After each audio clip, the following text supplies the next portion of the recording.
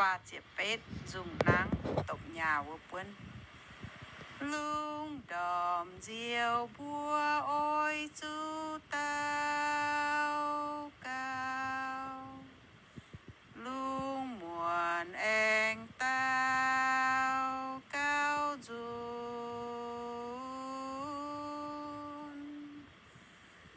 lung muộn ya mai lá khu tao cao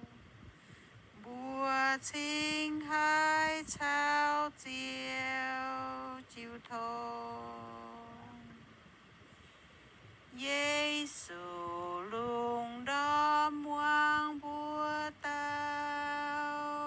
cao lung an ya hai bùa con